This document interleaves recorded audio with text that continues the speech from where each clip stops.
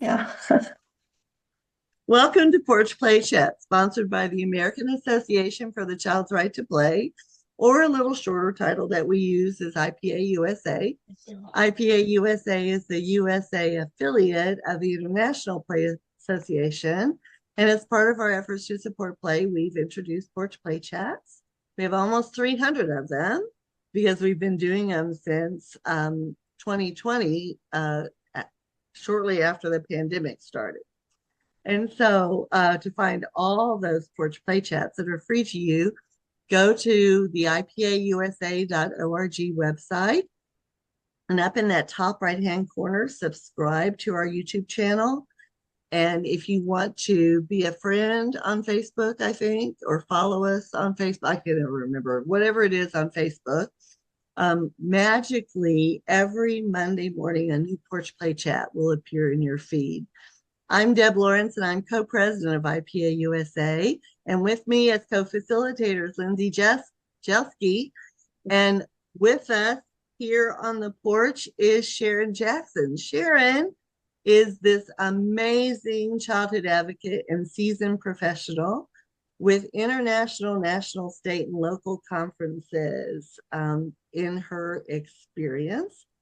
She retired from over 20 years in a school district in an early education program, and Dr. Jackson now consults with programs nationwide and is the founder of Curating Play, which is dedicated to advocating, celebrating, and teaching about play and its importance in the lives of children.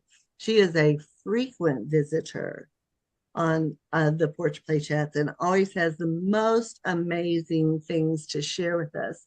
So today, Sharon's going to talk about engaging families in their child's education. It's so great to have you.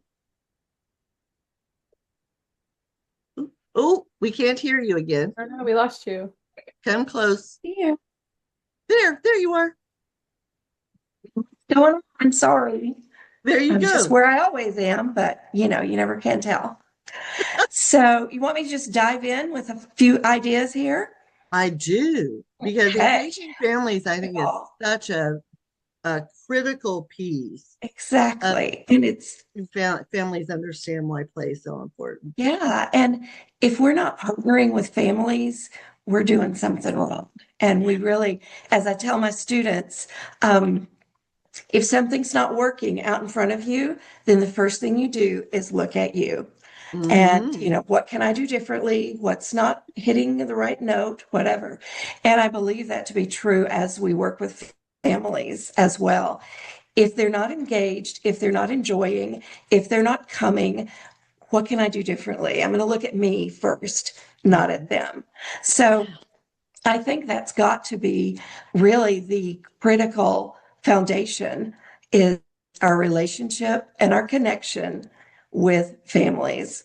And so as we seek to build that, we have to be really open-minded. We have to be very non-judgmental. We have to be very calm, I think, and interested because basically with most of the families that we are working with in early childhood, we are very much often the first outside the family person that their child has been with, whether it's a Sunday school class or a play group or a preschool or the church nursery or whatever. We're often the most knowledgeable person about young children that those families know. And they need to count on us. They want to count on us. And so making that easy and making it just a natural part of what we do, I think is so, so important. And So I think we have to do that without being judgmental, right? Because when I talk to teachers, they say, "Oh, that parent's such a horrible parent," and I'll say, "Stop." mhm. Uh, Reframe, yeah, reframe. reframe that one, because is it because they're not parenting the way you think they should parent? Is it because maybe they could use some support and some, here's some things that we try here. You might want to try those at home. Is it a is it something, and again, it's always look at you, right? First, because Yeah. how are you welcoming, accepting, embracing? supporting families instead of just saying so-and-so bit for Disciple of Vanessa Van Edwards and her work on cues, body language, facial expression, all of those things. And we have to recognize that because they're not hearing your words first, and they may not be hearing your words at all. They're watching you. The less comfortable they are, the more they're watching you as far as your relaxation. Your shoulders are down, your head is up, your face is open. One of the fun things I learned from her is that an open palm is an invitation to a relationship. And so when we just look around our shoulder and say hi to somebody, that's one thing. But if we go, hi, so glad you're here, come on in, those kind of things, we can start things off on a much better foot. Yes. So we're doing that. And the idea of us knowing early childhood like we do, knowing our own situation like we do, and hopefully knowing their child as well over the weeks and months as we get to know the family as we can. We bring all of that together, and we just sometimes have to take a deep breath. But I think the most important first step, I mentioned connection and relationship, but those are more intangibles, I believe. But a very tangible first step is that we want our first interaction with parents to be positive, not to be, he soiled his pants today, he bit another child, he won't circle, all those kind of things that might be either what we greet them with at drop off after they've worked all day, or what we send home in an email or a note with totally no context of who we are behind it. So we want to send home those positive notes to start with, the things that the child is interested in, the ways that the child is engaging playfully in front of us every day. So I think that kind of foundation is so critical, and that's hard work. It is hard work to get to know a child, to try to understand where that child's coming from, to balance what the child is telling us about home and what home is, and all those sorts of things. So that's work, but that's our work, and that's where we are every day because in doing the child comes with parents. So, or someone who is the child is with for a long time. Could be grandparents, could be foster parents, could be anything. Yeah, lots of people. Lots of people that can be that are there as a holding place for that child. Yeah. And if we, it's so funny, early childhood teachers will sometimes say to me, I like working with children, I don't like working with their parents. And I'm like, here we go again. Yeah. Let's figure that out. Let's talk about that a little bit because, and one of the things that I remember when I was a teacher and as a director, a teacher would come to me and say, so-and-so keeps doing this, and I just don't know what it's about. And I said, have you talked to the family yet? Oh, no, I don't, I'm afraid they'll get mad at me if I, blah, blah, blah. And I said, well, one of the questions that I would always ask is, I'm seeing something here. I want to know if you see it at home and how you deal with it. And, and I would say, playing field. Yeah. We have to keep that playing field level. Yeah. You are, if, one of my moms, when I was the director, I had a 3-year-old who was so kinesthetic, tactile. She bit everyone multiple times. That person was Tanner. I know what you're talking about. Yeah. Never forget Tanner. And I was a new director there. And so I said, have you talked to the parent about that? Oh, no, we're not allowed to tell parents. And I'm like, what? Okay. We're going to talk together with the parent when the parent comes. And so I said to the mom, and I was a new director. She didn't know me from Adam. And I said to the mom, hi, it's so nice to meet you. Susie, and I think her name was Susie, actually. Susie is biting at school. Does she do that at home? And the mom looked at me and said, oh my God, how do I stop it? Yeah. Hey. You needed the opening to ask for help. Yeah. Exactly. And so, it's the that that parent, blah, blah, blah, blah, blah. And I'm like, where, that baggage that all of us, and still I see baggage. Yeah, we'll have a It's story. like, it's like a life work that you have to battle that baggage that you bring with us and those suitcases that we carry behind us. It's so Yeah. hard And to, I think like from my experience with that, we had teachers that did not can reach out and did not communicate. And then after Mhm. the kindergarten, well, so my son went to a special ed pre-K. When he came into kindergarten, again, the teacher didn't really reach out unless he did something horrific, And then by first grade, I was like, okay, I'm done. These people need to know that they can come to me as the parent and talk to me about what's going on. So even to this day in 10th grade, I send all of the teachers this whole introduction as to like, these are the challenges you'll see, these are the challenges that happen, this is what works best for him. Please call me for everything that you need. Don't hesitate to reach out. But I felt like the first few years of our entrance into school, nobody wanted to reach out to me to talk to me about the stuff until it went extreme. Mhm. So then I just kind of bull and china shop, made sure that everybody knew that they could come out to me. They could reach out even over small things, and that I would be open and willing to hear whatever's going on. And so I think it's so important that there is that relationship because we didn't experience it. Mhm. Well, and I think again, it's because they're fearful of Yeah. it, and they like working with children. They don't like working with adults, Yeah. which is one of the reasons why they chose that profession, right? So, and if you were to ask an adult, why did you choose this profession? Uh, that's in like a business or another type of job, they would say, because I don't know how to work with my children, right? So it's this two-way Mhm. sort of thing that we have. And so as professionals, we need to say, well, let's work together on how Yeah. you work with your child.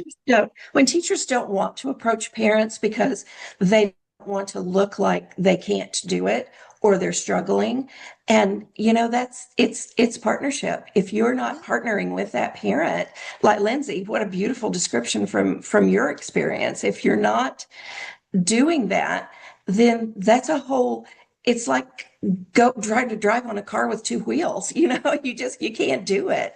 So making that effort initially and giving the parent the freedom to come to you because you're so open. Lindsay felt unheard and like her child. I mean, I can't imagine what you felt about your child during those early years because that was when so much of that foundation was being laid and you knew some things that worked.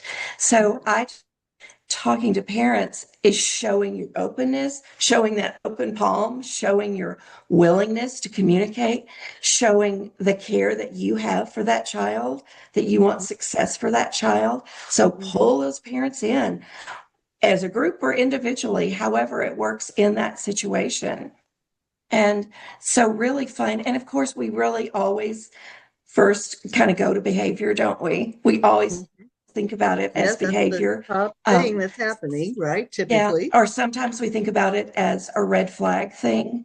But I think we look too at the fact that there are children that come to us that are typically developing mostly and yet have special interests in those kind of things. And yet they're like wanderers in the room or it's hard to engage for very long. And so those are just signs often interest me, engage me. I don't have anything to do that I think is fascinating. And so that's another place where we can really gain from what the parents understand and know about their child. What do you offer at home that he loves to do? What do you offer at home that she's really good at? So let's set up duplicate environments where we can to really assist that child in becoming the learner and the leader that they can be.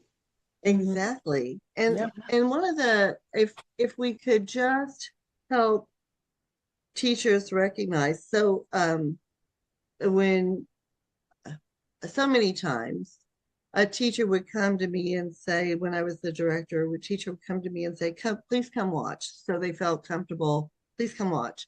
And so I'd go in and then I'd watch and see what was happening.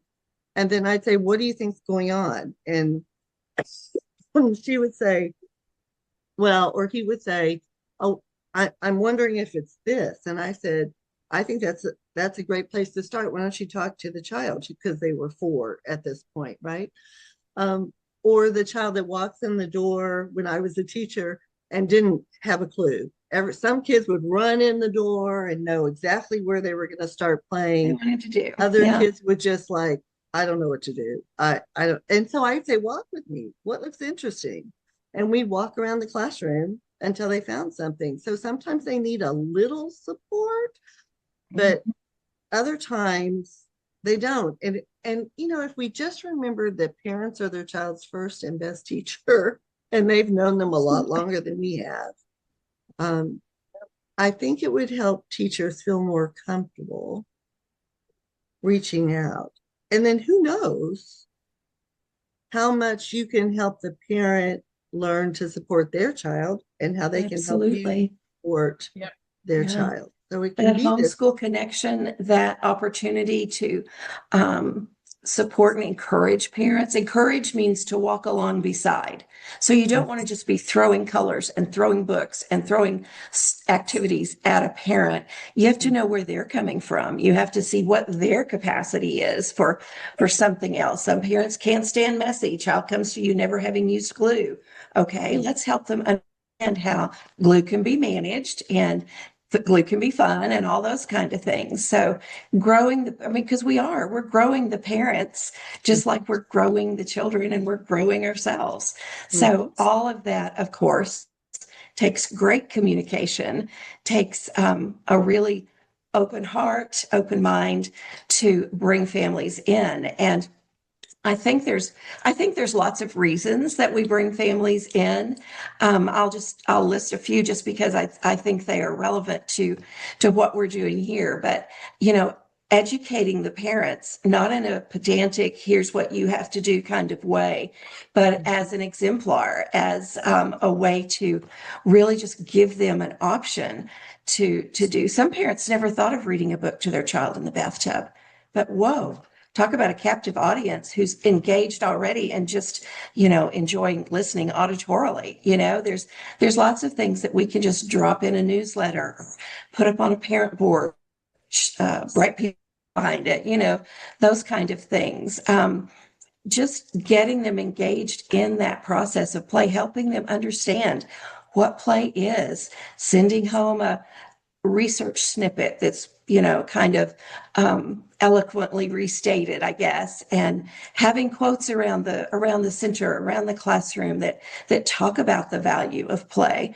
And of course, we're going to put those up at adult eye level, or my youngest daughter's first kindergarten had quotes all around. It was like the border of the classroom, easy enough for adults. Your eyes could just easily rest there and be things that, oh, I hadn't thought about that. Moving is learning. I mean, there's just a million great quotes that will give parents just a little inkling. You don't want to dump a whole 6-month seminar on them at once. That's what we would love to hear ourselves, but, making sure that we understand that. And then giving them ownership of their time in the classroom, inviting them in, letting them be there to participate in cooking or story reading or center time or whatever, rubbing backs at nap time, whatever they're doing, giving them some ownership of the processes and activities that are going on in that playful classroom. So, the other things I think that we can do as far as families go is tap them for resources that they have. Those families are working everywhere in our community. There may be somebody that's a bank teller and you could put the children's artwork in the bank sometime, or somebody that's an insurance agent that can help you figure out how to do things in your business side, but could also be a contributor to something that you're going to do on the playground or whatever. So I think there's so many ways that we can know the parents well enough that we pull them in to support the play efforts that we have, that we give them the opportunity to be a part of everything, to really see their child, because children are different at school than they are at home. I think we would all definitely agree with that.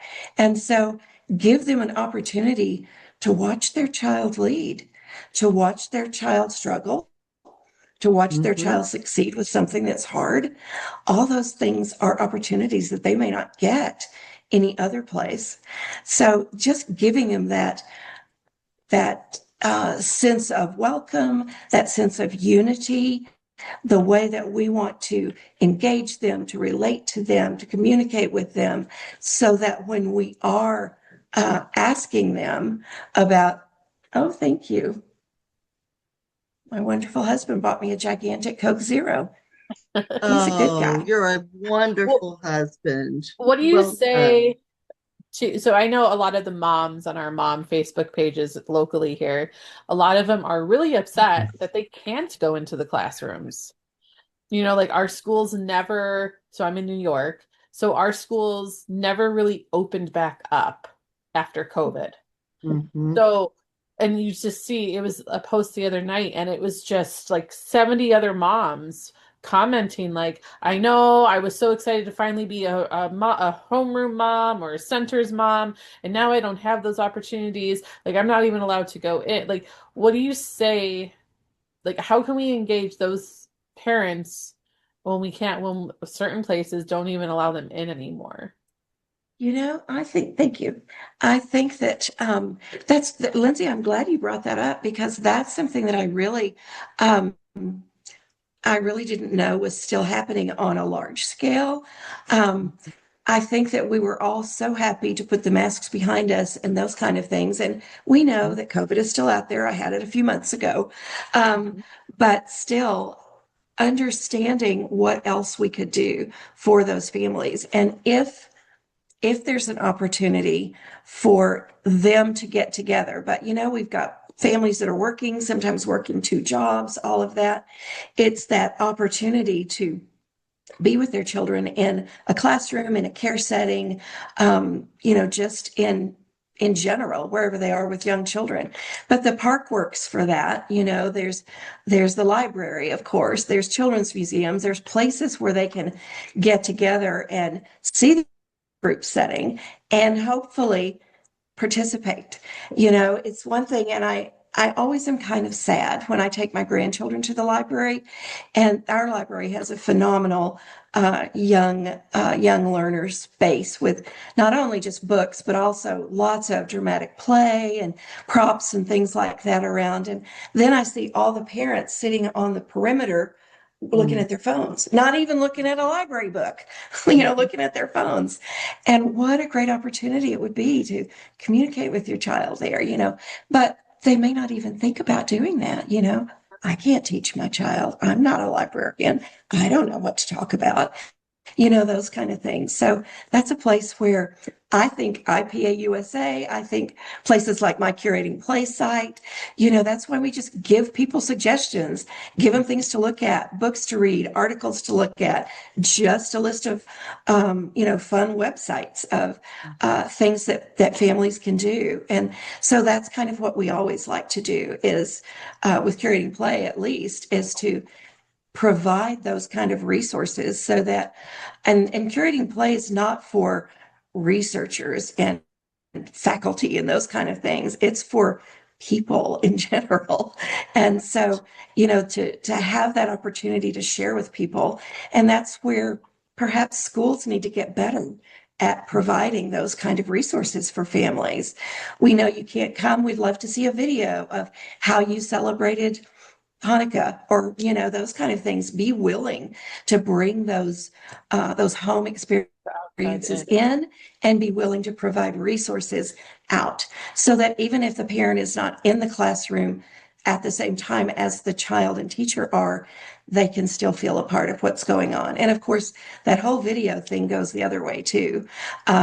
My youngest grandchild is 4, and of course, he's gifted and amazing, Of but course. he Of course. also has really phenomenal teachers at the childcare that he's in, and they have this system. And I know that there are all kinds of companies that are doing this now, but they weren't there when I directed childcare centers, so I'm not Right. as familiar. I'm just on the receiving end of them. But we get to watch him work a puzzle, or we get to watch him sing in group time. They're just so good about, and there's 18 children in that class, and yet we still get daily pictures and probably weekly videos. So lots of different ways that we can give and receive parents in that educational forum, I think. Those apps are amazing. I Mhm. I love them as a Yeah. grandparent too, because I get to see what they're doing actually, Mhm. right? Mhm. Um, so Sharon, this has been amazing. This has given us some tools for the listeners to sort of find ways to engage the families that Yeah, for sure. have the children in their classrooms and to Yeah, really be open and not afraid to reach out right. and ask for parents' advice instead of Mhm. expecting them to do what you think they should be doing. So, um, Exactly. I know that's the whole, and we go back to they are their teacher. And we may actually see their child longer than they do in the course of the day. So we know a few things, um, and giving them some tips that it's just like that we mentioned earlier. Thank you for telling me this. I didn't know what to do. Those kind of things are important. Always with a gracious heart and the spirit of partnership always, and just letting them know that it's okay to ask questions and it's okay to be wrong. It's okay to wonder. Those are just things that we all need to do about we all children. need to do, So and parents yeah. need to feel comfortable doing that. So, your Mhm. presence Yeah. as their teacher isn't one of an authority figure, it's one of as a partner. Mhm. Partnerships, absolutely. And we Yes. would love for people to hop on curatingplay.com. You can sign up for the newsletter there. It comes monthly, different focus every month, but lots of great ideas. We work really hard on it to make And it's sure that we're wonderful. giving I always value read every it. time. I know. I always get it and I read Yeah. it and I'm like, oh, Good. Thank you. something good. Oh, yeah, it's Yeah. fabulous. All right, Yeah. Sharon, hang on while we close out. Um, Sure. so to learn more about IPA USA, please visit our website at ipausa.org. And until next time, keep on playing.